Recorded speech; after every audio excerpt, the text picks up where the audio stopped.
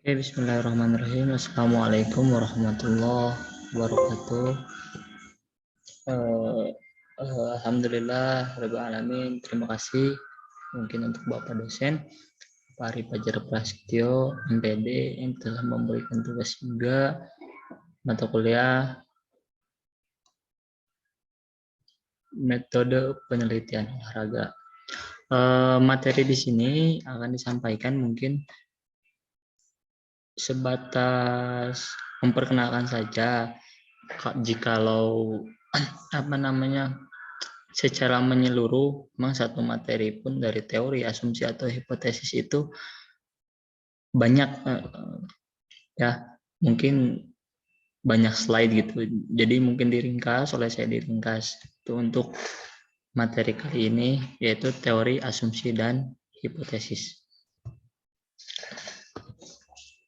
Oke, pengertian teori. Teori adalah pendapat, cara, dan aturan melakukan sesuatu. Nah, di sini itu bahwa teori adalah pendapat, cara, atau aturan yang melakukan sesuatu. Dalam hal ini, teori juga berfungsi sebagai suatu intisari fakta atau hukum yang jelas ilmiah. Jadi seseorang mengemukakan teori itu karena dasar hukum yang jelas oleh ilmiah untuk mendapatkan pengertian dan mengorganisasikan pengalaman merupakan peran teori. Adapun tujuan teori ialah untuk mendapatkan pemahaman tentang sesuatu. Jadi teori ini bertujuan untuk memahami sesuatu. Terus di sini ada teori. Ya, teori adalah sebuah proses pengembangan ide-ide yang membuat kita menjelaskan bagaimana dan mengapa peristiwa terjadi. Itu oleh Jonathan Hartner. Juga ada juga a theory is a systematic generalization statement about a particular segment of reality. Itu oleh McBall pada tahun 1985. Nah, di sini bahwa sebuah teori itu mengembangkan ide-ide kita. Mengapa suatu terjadi gitu, dikembangkan dalam bentuk teori. Seperti itu. Nah, di sini ada fungsi teori ya. Ada 3 fungsi teori. Fungsi teori di sini yang pertama itu deskripsi, deskriptif atau mendeskripsikan ya. Yang kedua prediksi, memprediksikan juga, dan penjelasan. Nah, jadi suatu teori berfungsi menganalisis dalam sinopsis dan memberikan saran.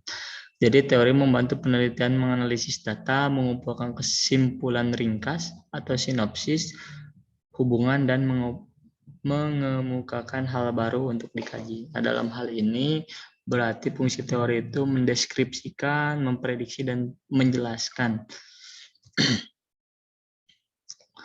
Nah, di sini ada tujuan dan manfaat teori. Yang tadi sudah disampaikan bahwa tujuan teori ialah untuk mendapatkan pemahaman. Jadi teori ini, adanya teori itu untuk supaya kita tidak susah untuk memahami sesuatu.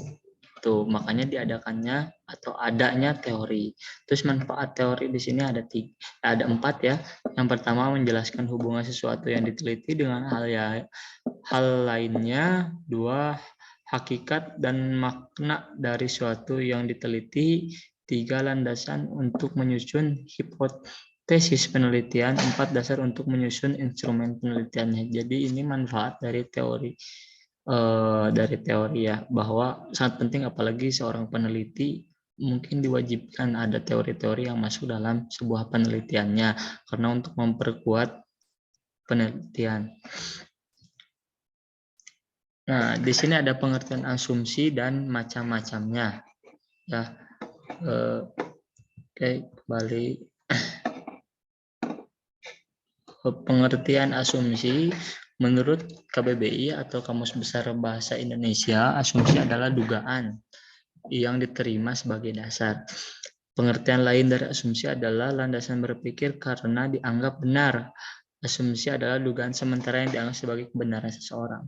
Nah, asumsi ini bisa dikatakan sebagai dugaan tapi mendasar gitu. Jadi tanpa frontal, bukan frontal seperti itu, tapi mendasar yang dianggap benar gitu. baik oleh kita sendiri apalagi oleh masyarakat, itu bisa dikatakan seperti itu. Jadi dugaan sementara mungkin asumsi tersebut. Di sini ada macam-macamnya, mungkin jelasnya nanti oleh Bapak dosen langsung untuk menjelaskan, karena satu waktu untuk video terbatas, jadi saya hanya menyebutkannya saja.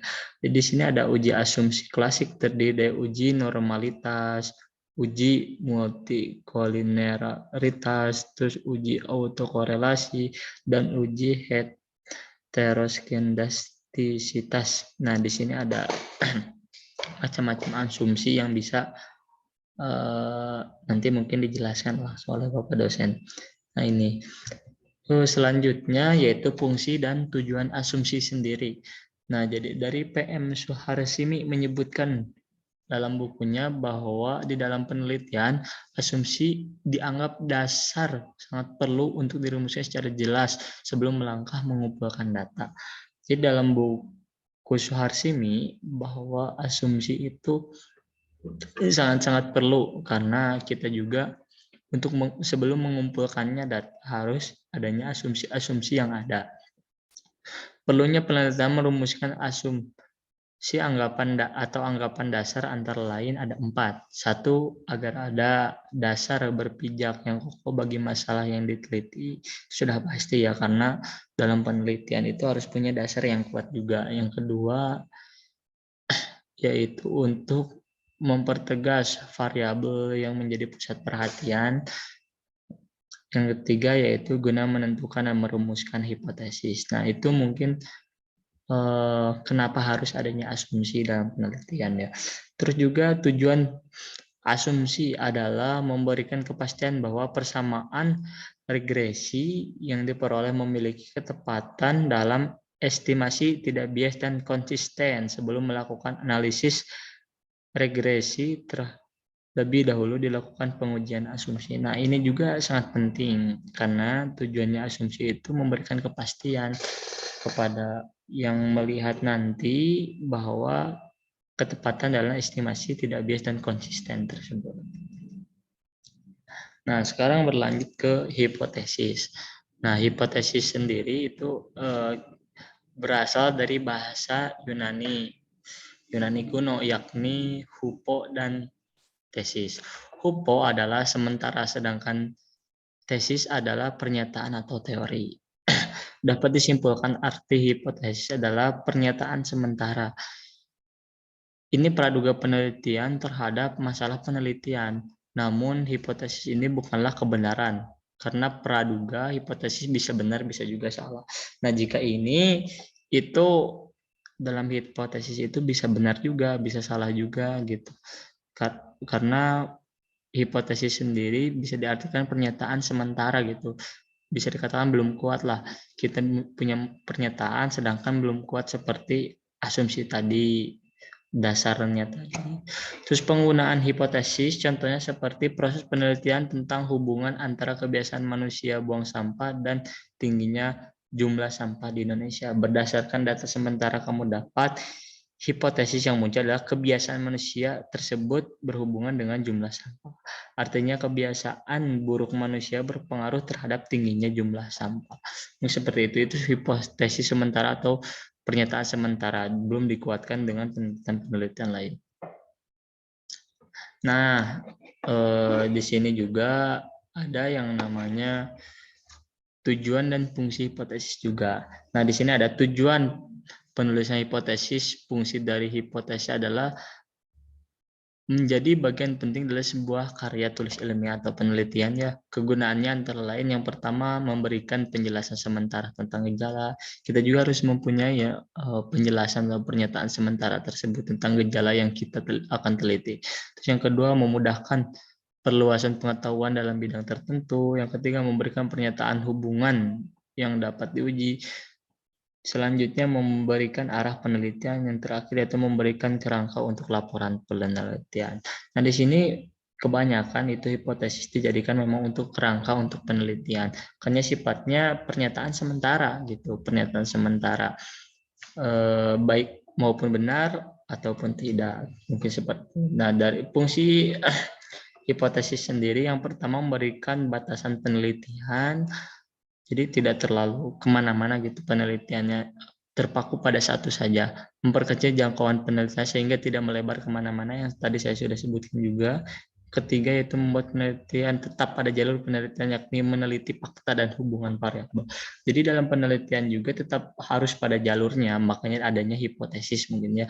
Terus yang terakhir yang memfokuskan penelitian, memandu meneliti dalam pengujian menyesuaikan antara fakta. Nah ini bisa dikatakan seperti itu.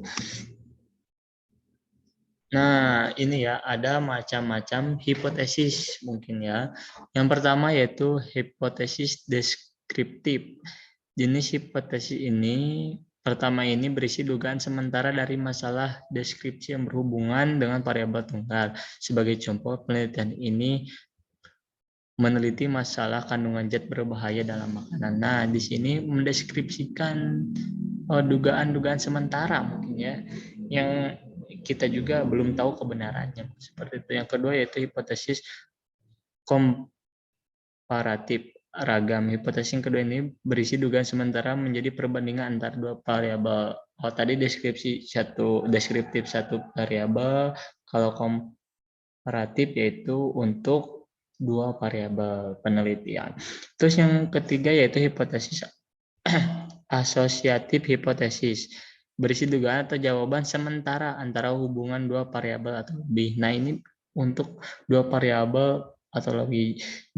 Jadi bila kamu mengetahui meneliti hubungan asosiasi variabel-variabel penelitian, maka hipotesis yang digunakan adalah hipotesis asosiatif.